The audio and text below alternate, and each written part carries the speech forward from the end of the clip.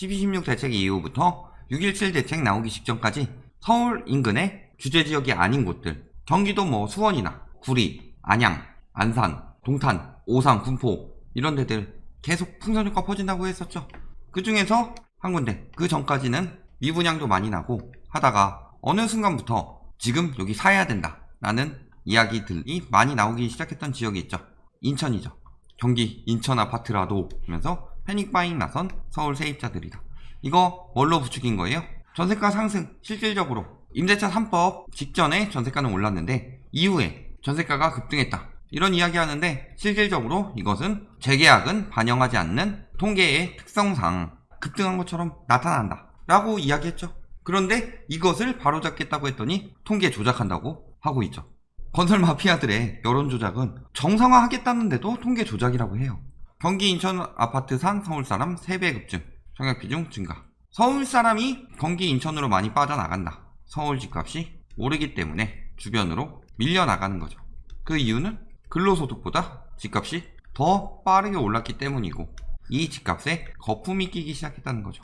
그러니까 거품이 절정이 될 때는 서울에서 인근 경기도로 많이 빠져나간다. 서울에서 30대들 패닉바잉 많이 한다고 했는데 30대들이 100명 들어오면 200명씩 빠져나갔어요. 인구 이동을 보면. 그런데 사는 사람들이 30대니까 패닉바잉 이런 이야기 하는데 사실상은 대부분은 밀려난 거죠. 최근엔 뭐라 그래요? 5개월 후 전매 가능. 인천 송도 주안에서 줍줍 나온다. 줍줍 뭐예요? 이 줍는 게 아이템이었죠. 남들이 버리고 간 아이템 줍줍 하는 거다 라는 건데 여기서는 남들이 청약하고 남은 물건들 줍줍 한다는 거죠. 청약하고 남은 물건을 줍줍 한다는 거는 청약에서 미계약이 나왔다는 거죠. 이 미계약의 경우 조금 나오면은 대부분 자격 미달, 청약 자격이 안 되는데 혹은 자격이 되지만 자신의 자격을 잘못 기재해서 청약 자격 미달로 떨어져 나오는 경우죠. 미계약이 많다는 건 무슨 뜻이에요? 미달이 아니라 당첨되고서 포기한 사람들이 많아졌다 이런 이야기죠. 이 줍줍이 진짜 몇 가구 안 되는 계약 미달 가구를 가지고 줍줍을 하는 것인지 아니면은 이제는 인천 기껏 청약 통장 써서 청약 넣어놓고서 아예 포기해버리는 사람이 많은 것인지 이런 부분을 볼 수 있겠죠. 배우 이땡원 씨 모히또 가서 몰디브 먹는 그 아파트 비행기 조정 잘하시는 분이 엄청 추천했던 곳이죠. 미계약 수십 가구 나왔다. 엄청 대단지구 해서 할 것 같은데 총 46가구나 나왔다. 1, 2순위 예비 입주자 계약까지 했지만 미분양됐다 라는 거죠.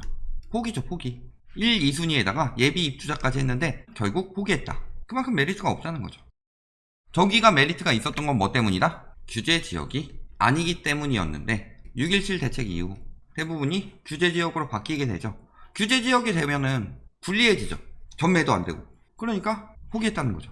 그리고 여기 향후 미계약분에 대해서 시행사 매입 또는 회사 보유분 분양으로 진행할 예정이다. 이게 집값이 상승하는 상황에서는 잘 되겠지만 떨어지는 상황에서는 회사 보유분 그 가격에 나왔을 때 누가 사냐.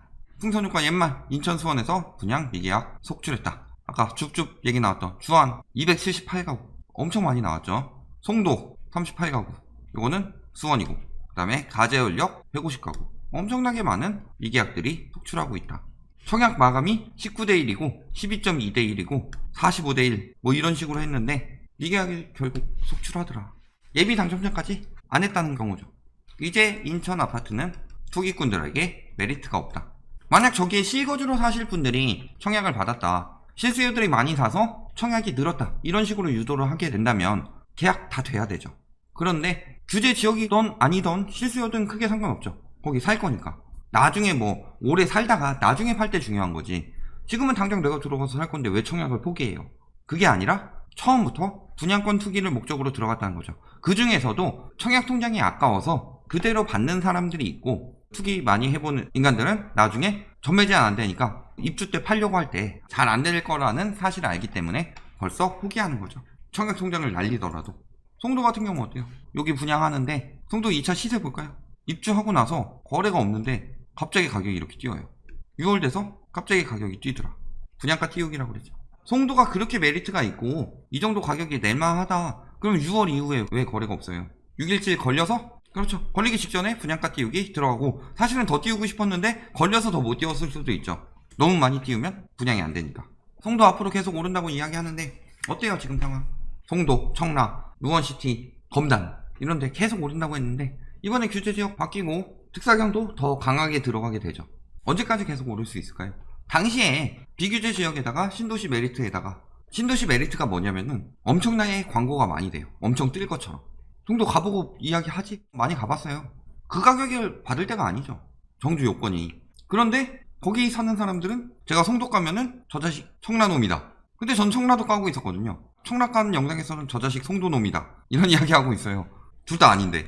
결국 청라든 송도든 정주 요건에 비해서 가격이 너무 비싸다. 그러니까 거품이라고 이야기한 거죠. 영종은 어때요? 또 미분양이죠. 일정 및 공사 모두 중전하고 다시 공급 나섰다. 2018년에 했다가 20년 초에 미분양 털어내고 있었으나 다시 적체되고 있다. 공급 가인 먹은. 사실상 영종도가 엄청 살기 좋진 않죠. 관광도시로 개발하고 카지노나 이런 거 개발하고 있는데 다리 왔다 갔다 해야 되고 경치는 좋을 수 있어도 살기 좋은 데는 아니죠. 사실 굳이 아파트는 더 들어갈 이유가 없는 자리죠. 보통은. 특공 이어서 1순위도 실패. 매매가격 지수 어때요? 쭉 오르다가 6.17 대책 이후 바로 꺾였죠. 찔끔 쭉 가고 있죠. 결국에는 상승세 꺾이고 그 다음에는 하락세로 바뀌게 된다. 보통 이렇게 되죠. 매매 가격 변동률도 어때요? 중, 동, 이추홀, 연수, 남동, 부평, 계양, 서구, 남동이나 동구 이런 데는 많지 않고 송도에 있는 연수구 같은 경우도 줄었죠. 청라나 검단에 있는 서구 같은 경우도 줄고 있다. 핵심지들도. 부평만 늘었네요. 요거는 뭐 거의 변동폭 없다고 보고 부평도 뭐 들어오니까 띄우기 들어갔을 가능성이 높죠. 거래량도 2월에 엄청 많이 늘었죠. 쭉 하다가 6월 이후 반토막 나고 지금 물론 다 나온 거 아니죠. 아직 한 열흘 정도 남았죠. 요거는 아직 한 40일 정도 남았죠. 결과 나오려면. 하지만 열흘 정도 남았으면 거의 다 짓게 된 건데 반토막 났다는 거고 요거 같은 경우는 4분의 1 토막 났는데 요거 40일 정도 지나고 나서도 7월 수준까지 올라올 수 있겠느냐. 그렇지 않다고 보이는 상황이죠. 입주권 7월까지 많다가 8월에 좀 떨어지는 느낌. 그리고 분양권 6월에 들어가고 7월 박살, 8월 박살. 결국에는 6.17 이후 인천 부동산 시장은 방향이 달라졌다는 거죠. 외지인 거래량 같은 경우는 신고일 기준이죠. 7월에 신고된 거, 6월에 신고된 거다. 떨어졌죠 많이. 6월 같은 경우는 5, 6월 신고고 7월 같은 경우는 6, 7월 신고인데 6월이 가장 많았는데 6월에서 7월 갔을 때 떨어졌다. 7월에서 8월 갔을 때는 완전 급감했을 것이다. 외지인들 안 샀을 것이다. 법인 거래량은 어떨까요? 법인 많이 들어왔죠. 2월, 3월. 아까도 보면은 거래량 2, 3월에 쭉 늘어났죠. 2월부터 급증했죠. 신고일 기준이라서 아까 2월에 급증했으니까 2, 3월에 많이 나왔는데 이거 아마도 2월 것일 가능성이 높다. 즉 2월부터 6월까지 법인이 굉장히 많이 매입했다. 근데 법인 6억이야. 공제 폐지. 6.17 대책에서 710에서 보유세 최고세율 6%까지 때려버리죠. 그리고 빠져나갈 수 없게 팔고서 나중에 배당한다. 이런 부분에 대해서도 초과 이익에 대해서 미리 세금 때린다. 그러니까 어때요? 법인 아파트 급매물 나온다. 법인들 주택 나오고 있다. 그런데 공급은 엄청나죠. 민간 임대주택 3,578가구 임차임 모집한다. 전세가 띄우려고 하더라도 띄우면 이런 데로 빠져버리면 되죠. 어차피 저기 임대차 3법으로 해가지고 계약갱신 청구권 안 쓰게 하기 위해서 어떻게 한다? 집주인이 거주하게 한다. 근데 인천까지 가서 갭투기 한 사람들 대부분 여러 채 갭투기 하고서 들어가는 거죠. 아니면은 모은 다음에 나중에 들어가서 살려고 하는 경우이기 때문에 대부분이 뭐다? 집주인 거주하기에는 돌려줄 돈이 없다. 이번에 뭐 전월세 전환율에 대한 기사도 얼마 전까지만 해도 집주인들이 다 전월세 전환할 것처럼 이야기하더니 전세를 월세로 다 바꿔버린다. 이런 식으로 기사 계속 때리더니 이번에 전월세 전환율 2.5%로 바뀌니까 바로 이런 기사 나오더라고요. 어차피 돈 못 돌려줘서 전세에서 월세로 바꿀 집주인들 거의 없는데 전월세 전환율 괜히 바꿔서 집주인과 세입자 간에 갈등 부추겼다. 이딴 얘기하고 있어요. 왜 지들이 한 얘기를 지들이 자꾸 뒤집어요. 그런 기사에서 나왔듯이 결국에는 효과가 어떻게 나타내는 거를 더 이상 이제 호도할 수가 없을 때 갈등이 일으킨다느니 서민 죽는다느니 중산층이 사라진다느니 이런 프레임 잡죠. 그때 진실을 이야기하죠. 전세에서 월세로 전환할 수 있는 여력을 가진 사람들 거의 없었다. 그리고 민간 임대주택 보급한다니까 집주인 거주하는 거 많진 않겠지만 이런 것들 여기로 빠지면 되죠. 수도권 127만원 공급 계획 중에서 인천에 15만 천이나 들어가 있다. 인천에 15만 천밖에 공급이 안 돼요? 가 아니라 이게 공공으로 공급이 된다는 거죠. 뭐 아니면은 공공 재건축 이런 쪽으로. 올해 하반기에도 일반 분양 18,766가구 감당하겠어요? 얼마 전까지만 해도 서울 풍선 효과라고 기자들 설레발 쳐서 그 말에 넘어가서 인천으로 유입됐다. 이번에 팔고 나온 인간들은 돈 번 거고, 그때 해가지고 계속 오를 줄 알고 가지고 있던 사람들은 큰 코 다친 거죠. 미분양 관리지역이었던 검단이 순간적으로 다 사라졌어요. 풍선효과라는 기레기들 설레발에 의해서. 그 혜택은 누가 받다? 건설사들 미분양 다 털어낸 동안 그거 다 빚내서 사준 거죠. 그래서 미분양 관리지역이 해제됐죠.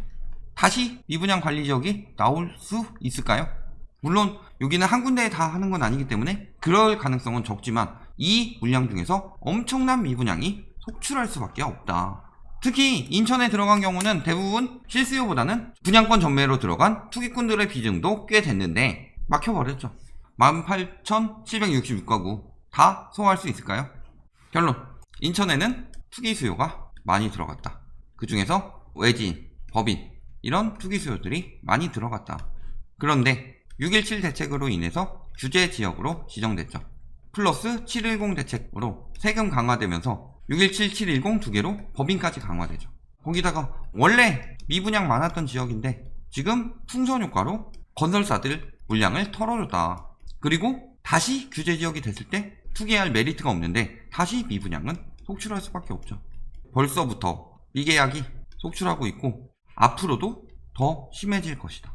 투기 부추기던 유튜버들이나 뭐 이야기하던 송도나 그렇게 광고 많이 하던 검암역 모히또 좋아하시는 그분이 선전하던 그 대단지도 벌써 미계약이 났다 라는 거는 앞으로 미분양이 속출할 징조고, 여태까지 올랐던 상승세도 대폭 이렇게 확 꺾였다는 것은 조만간 하락세로 들어갈 징조라는 뜻이다 라는 점 알아두시고, 특히 인천 같은 경우는 나중에 진짜 효과 나타나는 게 먼저 보일 거예요. 서울보다 아마. 크게 갑자기 폭락이 뚝 떨어지는 이런 거는 외곽부터 들어오기 때문에 인천이 먼저 나타날 것이다. 이런 점은 꼭 알아두시고, 인천 쪽에 살 것을 계획하고 계신 분들은 꺾였으니까 지금 무조건 관망해야 될 때다 라고 생각하시면 되겠습니다.